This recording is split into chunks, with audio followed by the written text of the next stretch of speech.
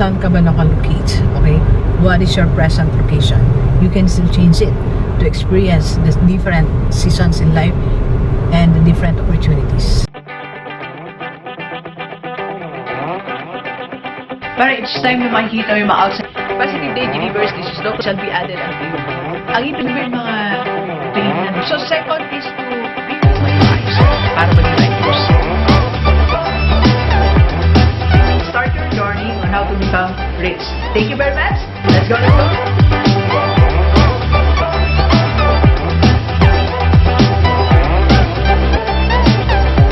Dahil nga tayo na klase kanina, astronomy. So, why do we have different seasons? Yan ang topic namin eh. And bakit may mga bansa na may 4 seasons, meron namang mga may 2 seasons lang. So, we therefore conclude na depende yun sa tawag dito, location mo.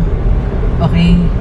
So, depende sa location mo kung nasaan ka sa Earth, right? So, in other words, na-conclude namin kanina, location matters. And even sa madami, pag inaral mo ang sa astronomy, ang dami din mga insights, mga learnings. Pero kanina, trying to relate it sa buhay natin is, location matters. So, depende kung nasaan ka, kung ano yung matatanggap mo. Okay? Kung anong matatanggap mong season sa buhay, kung anong matatanggap mong liwanag sa Earth, kung ano yung may experience mong lamig, init, depende sa location mo. So really, location matters sa buhay natin. Okay? Nasaan ka ba ngayon sa buhay mo? Okay? What is your location sa buhay? So, pag inaral natin siya, pwede siyang literal or figuratively. So, kung literal naman, sabi ko nga sa one of my vlogs, dapat wag tayong umalis sa sentro, sa main source, because location matters. So if given the chance, if given the chance, the opportunity na tayo ay magkaroon ng chance to have work or business, so kung pwede, sumentro ka na sa center. Okay?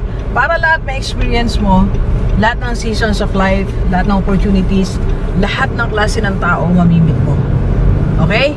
So, figuratively naman, what is your location in life? Ikaw ba yung taong nagpapahuli lang? O laging first? O nasa moderate lang, nasa gitna lang? Anong location mo sa buhay? Saan mo ipinupwesto ang sarili mo? Saan mo siya inilulugar? Okay? Kasi di ba may mga tao na okay na ako dito, okay na ako, simple. I remember, meron akong kausap, sabi niya, I'm just a simplifying bacteria. Di ba? Simpleng tao lang. Minsan hindi mo na, wag mo lang simplihan, di ba? Minsan kailangan mo rin eh. Wag lang lagi tayong simple, di ba? Ilagay mo yung buhay, yung sarili mo sa doon din, sa malapit sa opportunity, sa kaligayahan, di ba? Sa positive mode. Iyan,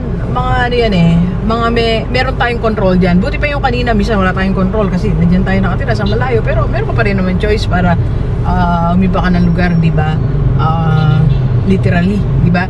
So, ngayon naman sa figuratively ilagay mo yung sarili mo doon sa positive. May choice ka diyan Lagay mo sa sarili mo sa maliwalas na buhay, sa happy mode. Diba? So, lahat ng yan, may option tayo. And remember, location matters.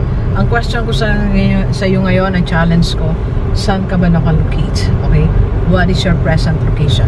You can still change it to experience the different seasons in life and the different opportunities.